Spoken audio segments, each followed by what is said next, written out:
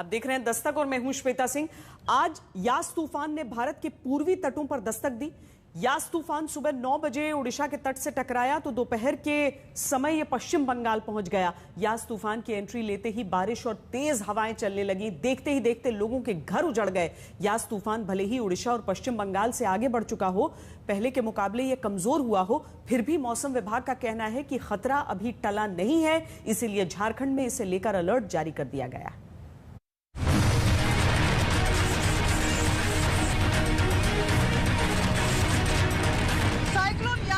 दस्तक दे दिया है कि पानी ऊपर तक आ रहा है।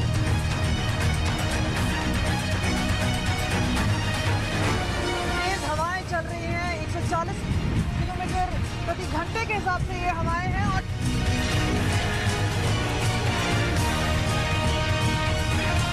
तो आप देख सकते हैं किस तरह से कैमरा भी हिल रहा है। सुबह जब यास तूफान ओडिशा के बालासोर में तट से टकराया तो लहरें मानो बेकाबू हो गईं। करीब 4.5 घंटे तक ओडिशा के तट पर यास तूफान अपना जोर दिखाता रहा, मानो आज वो सब कुछ उड़ा ले जाएगा। तेज हवाएं चल रही हैं, 140 किलोमीटर प्रति घंटे के हिसाब से ये हवाएं हैं और टाइडल वेव्स है अब 10 फीट ऊंची है, तो हवा का जो रुख है वो काफी तेज हो चुका है, रफ्तार हो चुका है। आपको बता दें यहाँ पे अगर हम आपको दूसरी तरफ दिखाएं, आपको दिखाने की कोशिश कर रहे हैं। यहाँ पे देखिए जिस तरह से टिन रूफ है ये उड़ रही है, कुछ लोग बाहर आए हैं। बालासोर और भद्रक के बीच धामरा में यास तूफान 140 से लेकर 155 किलोमीटर प्रति घंटे की रफ्तार से गुजरा। इसका नतीजा ये हुआ कि चारों तरफ तबाही मच गई। यास तूफान का पहला निशाना ओडिशा और पश्चिम बंगाल होंगे, ये बात तो सभी पहले से ही जानते थे। बंगाल की खाड़ी से करीबी के कारण वहाँ पर इस तरह के तूफान से तबाही नई बात नहीं है, लेकिन मौसम वैज्ञानिक यास तूफान को लेकर एक खास बात से परेशान है, जिसका सीधा रिश्ता झारखंड से है। झारखंड अब तक का अपना सबसे भीषण चक्रवात झेल रहा है, क्योंकि यास तूफान से ज्यादा शक्तिशाली तूफान का झारखंड ने इससे पहले कभी सामना नहीं किया। समंदर से दूर होने की वजह से झारखंड पहुंचते पहुंचते आमतौर पर तूफानों की तीव्रता और गति कमजोर हो जाती थी, लेकिन इस बार ऐसा नहीं होगा।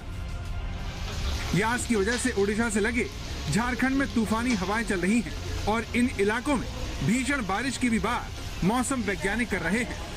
जो हमारा मेन लैंड है ये सिस्टम में बारिश देगा। उड़ीसा बंगाल में भी बारिश हुआ है, लेकिन बिहार झारखंड चाहे दूर है समुद्र से, ये सिस्टम जो है रेमिनेंट्स जो है वो जा रहा है, इसलिए बारिश देगा। तो ओडिशा की तरह झारखंड पर यास तूफान ने भले ही अपनी पहली चोट नहीं मारी हो, लेकिन फिर भी झारखंड के कई जिले एक ऐसे तूफान का सामना करेंगे जो ओडिशा और बंगाल में भयानक तबाही मचा कर आया है।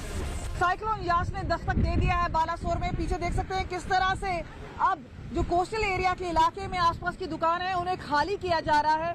हालांकि सिस्टम ने वार्निंग दे दी थी, सरकार की तरफ से दिशा निर्देश थे कि कोस्टल एरियाज है वहां पर जो जगह है वहां से हटाया जाए, लेकिन यहाँ पर जिस तरह से आप ये बताइए, आपको पता था तूफान आ रहा है, अभी आसपास क्यों कर रहे हैं?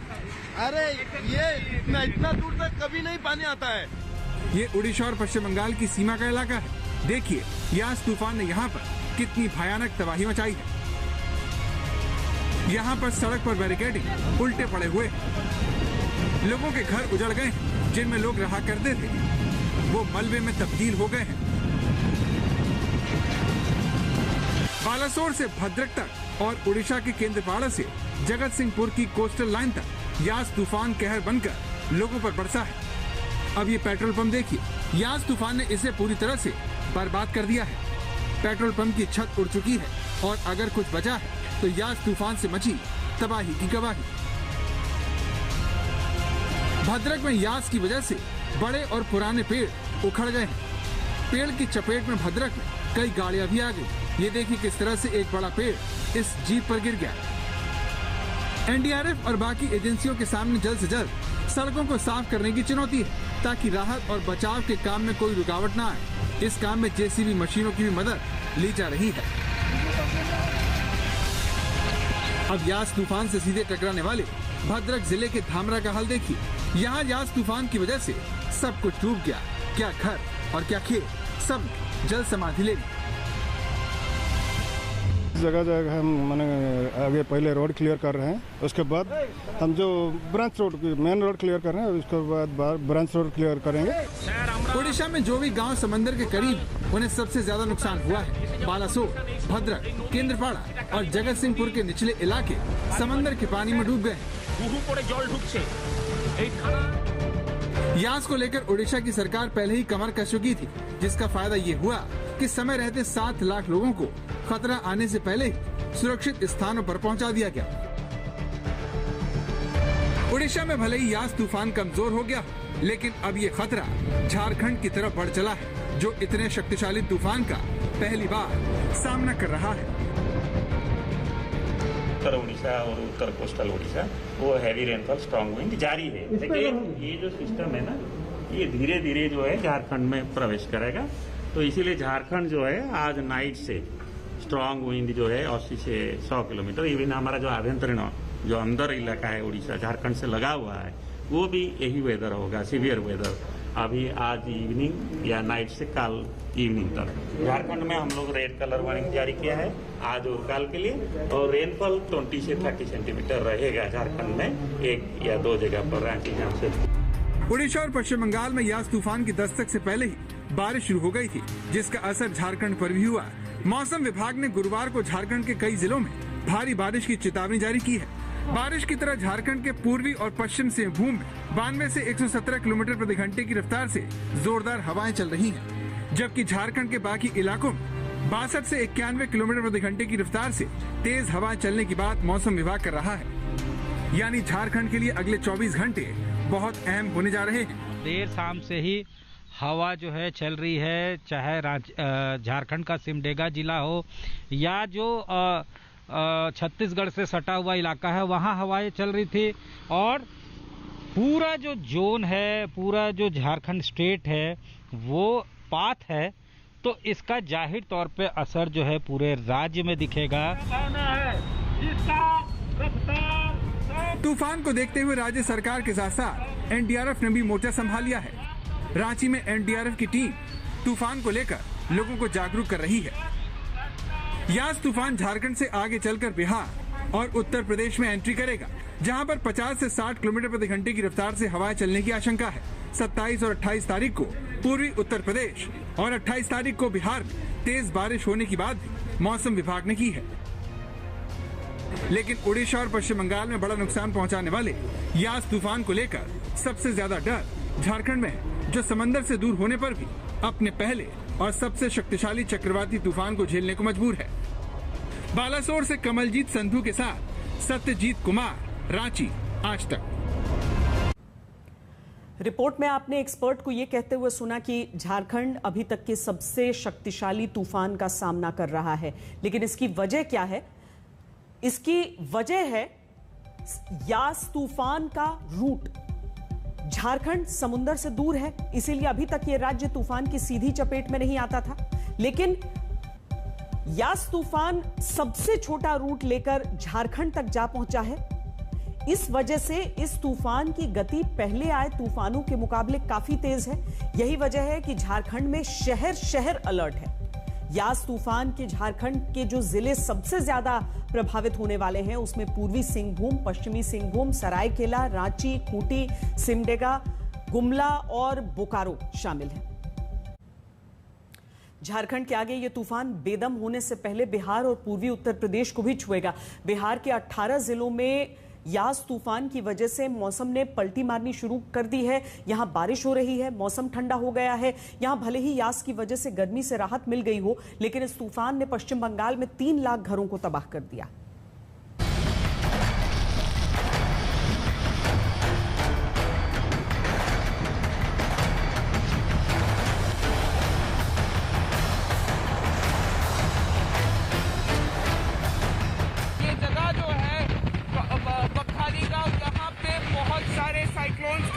इम्पैक्ट हमने पहले देखा है। ये जगह हाई अलर्ट पे है और इस समुद्र तट पर आप देख सकते हैं कैसे इस पूरे जगह पे हवाएं अगर लहरों की तरफ देखें तो समझ में आएगा हवाएं कितने स्ट्रॉन्ग है, कितने डिवाइसिव है। पश्चिम बंगाल में यास तूफान समंदर का किनारा तोड़कर बस्ती में घुस गया। नतीजा, शहर की सड़क नदी बन गई। ये पश्चिम बंगाल का दीघा है, जहां बारिश के पानी से ज्यादा समंदर के पानी ने कहर बरपाया, क्योंकि जब समंदर का पानी तट के करीब बसे इस रिहायशी इलाके में घुसा तो गाड़ी पानी में डूब गई। कार नहीं, बड़ी बड़ी एसयूवी भी खिलौने की तरह बहने लगी। जेसीबी ने भी समंदर के पानी के आगे सरेंडर कर दिया। साउथ 24 परगना के फ्रेजरगंज इलाके में एकदम कोस्टल पुलिस स्टेशन के सामने चक्रवाती तूफान यास के कारण जब उसकी लहरें, उसकी समुंदर की लहरें जब सुबह इस तरफ आई, कोस्ट को हिट किया उन्होंने, तब ये एकदम पुलिस स्टेशन की आप स्थिति देख सकते हैं। और यहाँ पे एक जेसीबी जो काम करने के लिए यहाँ पे रखा गया था, उसको भी इस तूफान के हवाओं ने और इस लहरों ने यहाँ पे उसको पूरा एकदम नीचे फेंक दिया। पश्चिम बंगाल में यास तूफान कितना खतरनाक साबित हुआ, उसका अंदाजा आप इसी बात से लगा सकते हैं कि तूफान का रास्ता ये भारी पत्थर भी नहीं रोक पाए। कहने की जरूरत नहीं कि पत्थर बहुत भारी होंगे, इन्हें अगर उठाना हो तो जेसीबी मशीन की जरूरत होगी, लेकिन समंदर की लहरों ने इन्हें ऐसे पटका मानो इनमें वजन ही ना हो। दीघा में समंदर ने पहले तट की बनी दीवार को तोड़ा। ये देखिए कैसे तट की दीवार तोड़कर लहरें शहर के अंदर दाखिल हो रही हैं। इसी तट पर ये भारी पत्थर रखे हुए थे, जिन्हें यास तूफान की वजह से लहरें बड़े आराम से उठाकर यहाँ ले आए। उस पार में अभी आपको थोड़े से कम बोल्डर्स दिखाई दे रहे होंगे और यहाँ पे ही सारे बोल्डर्स रखे हुए थे और इन तूफानी हवाओं ने, तूफान यास ने जो कहर बरपाया है, उसके बाद ये बोल्डर्स यहाँ पर आ गए हैं और पूरा का पूरा ये जो बीच है, सी बीच की जो सड़क है, इस वक्त बोल्डर्स से ढकी हुई है। दीघा के तट पर ही बनी ये सभी दुकानें देखते ही देखते मलबे में तब्दील हो गई। यास तूफान ने इस मार्केट की हर एक दुकान की ईंट से ईंट बजा दी, लेकिन सबसे ज्यादा परेशानी दीघा की इस सड़क के आसपास रहने वाले लोगों को हुई, जो लाख कोशिश के बावजूद अपने घरों समंदर का पानी भरने से नहीं रोक पाए। जब लोगों से बात नहीं बनी तो सेना को बुलाना पड़ा, जिन्होंने घर में फंसे लोगों की वक्त रहते मदद की।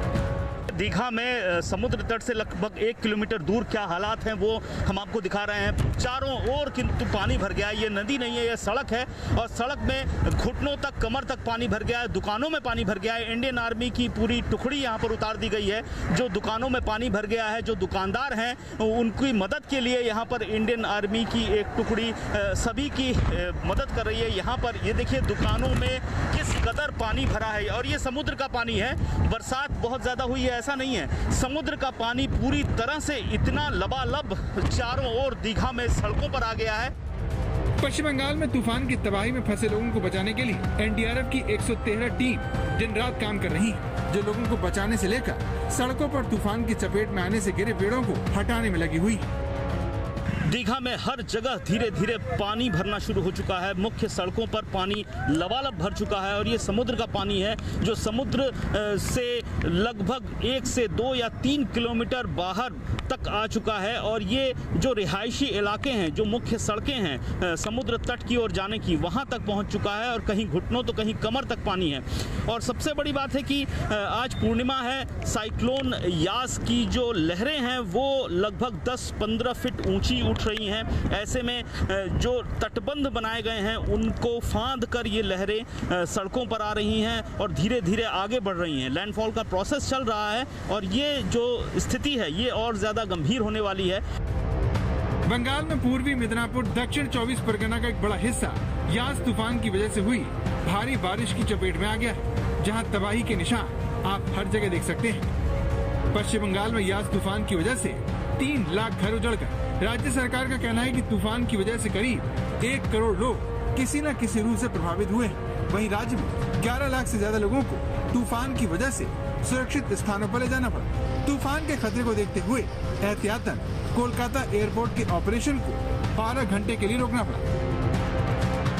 बंगाल में जब रेलवे स्टेशनों पर ट्रेनों के पहियों को पटरियों के साथ लोहे की जंजीरों से बांधा गया तो सभी को आश्चर्य हुआ। एक बार तो लोगों को लगा कि क्या वाकई में तूफान इन ट्रेनों के जरिए कोई दुर्घटना करवा सकता है, लेकिन पश्चिम बंगाल में यास की तबाही ने इस आशंका को सच साबित कर दिया है। दीघा से अनुपम मिश्र के साथ सूर्याग्नि रॉय, दक्षिण 24 परगना, आज तक।